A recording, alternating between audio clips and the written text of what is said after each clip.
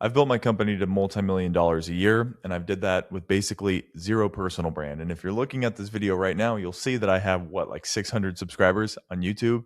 So I really haven't been pushing my personal brand. And I know ironically, I'm filming a video and you're watching it, which is growing my personal brand.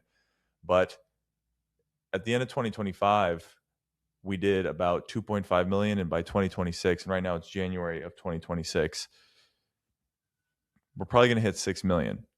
And again, I've done that with zero personal brand. And having a personal brand is incredibly important. It's very, very nice to have leads be inbound rather than outbound, have prospects come to you rather than you go to them, but it's not a necessity. And I want you to think of the founder of Shopify. Do you know who that is?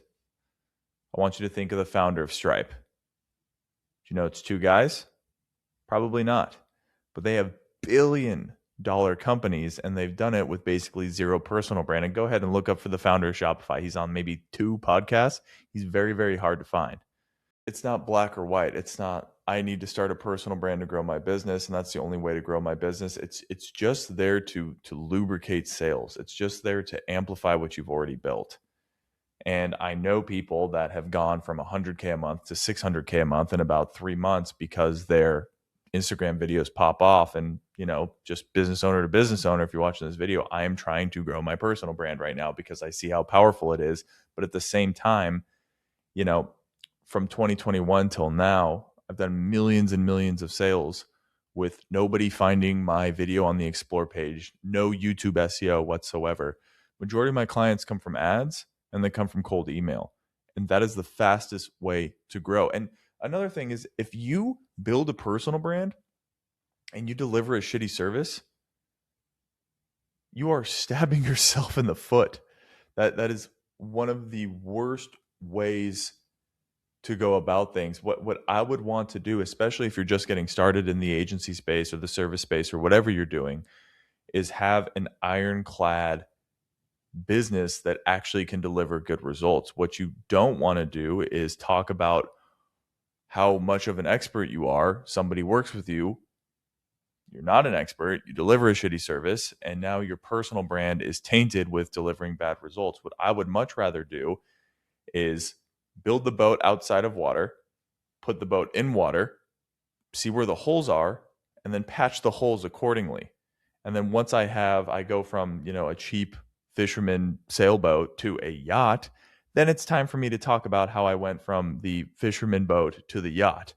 Hopefully that makes sense. But the point is, as soon as you start talking about what it is you do, you're going to drive interest. You're just going to drive interest. And so you better make damn sure that you can actually deliver on what you're talking about, on the service that you can actually deliver. But in 2021, how I grew my business is I would send 10 looms a day, I would send 20 DMs a day, and I would send about 30 emails a day, all manually, pre-AI. And it signed me my first 3 clients. And I was like, okay, this works. So what did I do? I got more email domains. I went from 1 email domain to 4 email domains, and I used a software to reach out to more clients that I have served. I worked with a knife brand, I worked with an online marketplace, and I worked with a dog collar brand. So I reached out to more pet companies. I reached out to more online marketplaces. I know it's a very broad online marketplace. What is this? But it was a buy now, pay later marketplace that was doing millions. I lucked out. I got very lucky. And that's the point of manual outreach, is if you can be personal. I know AI will write personal emails for you nowadays, but back in the day, if you could be hyper personal, like, you would book a lot of calls.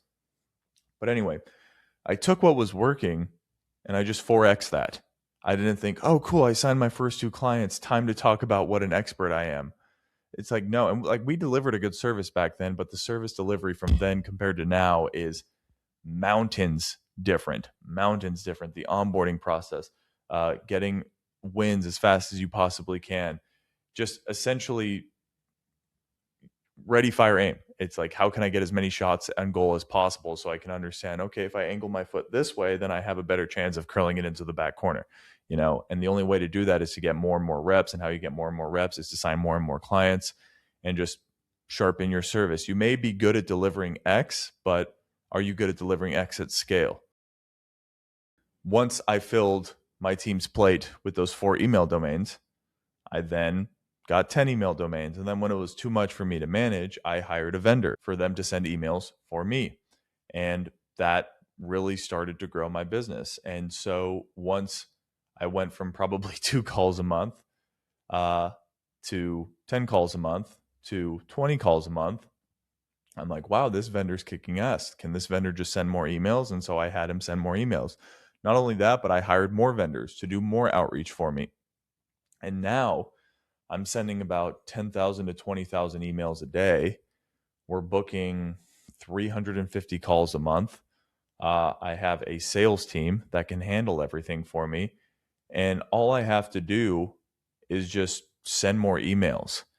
I don't necessarily need to start a personal brand. It's just going to help. It's not going to be the way I sign clients. Long term, it will be. But for right now, it's just there to help. It's there to lubricate sales. As if somebody's like, who the hell is this guy reaching out to me? And they find a video of me on YouTube talking about the Andromeda update and they're an e-commerce brand. Then they'll think to themselves, okay, this guy knows what he's talking about. It's worth having a call with him. We're also spending money on ads, and ads is booking us 100 calls minimum a month as well. And so, again, I don't need to do a personal brand. I could just tell my team, hey, spend more money on ads. I could film more creatives and things would be totally fine. But what content helps with is a just conversion rate optimization. If I can get 100 people to check out my social media, my website, et cetera, and it's just a bunch of case studies and testimonials, like that's good. That's actually going to convert and it's going to do well for you. But if they see me talking about the case studies, me talking about the testimonials, me talking about the stuff that I actually know that I can deliver on, then your conversion rate may go from 1% of people booking a call to 2% of people booking a call. And at scale, that's huge. And theoretically, you can double your business. And so now that I have such a huge volume of prospects coming into my site, coming into my funnels, checking out, the company's social media, it's about making it as fluid and streamlined. And basically, if John comes into my Instagram or my YouTube or my website and he's like, who the hell are these guys? It sells them that we know our shit. That's what this is all about. And so a personal brand's important. You should build a personal brand. I'm building a personal brand right now, but it's not the be all by any means. And I'd love it to be, but you don't need it to grow your business at the rate you think. You just need to nail in on one acquisition system, crush it, double down on it, squeeze as much juice from that as possible, and then figure out another acquisition system and do the exact same thing. Then figure out another acquisition system. And me filming this stuff right now is me trying to figure out the personal brand acquisition system. And it's what you should be doing as well, but only when you have a really good service that you're confident in delivering.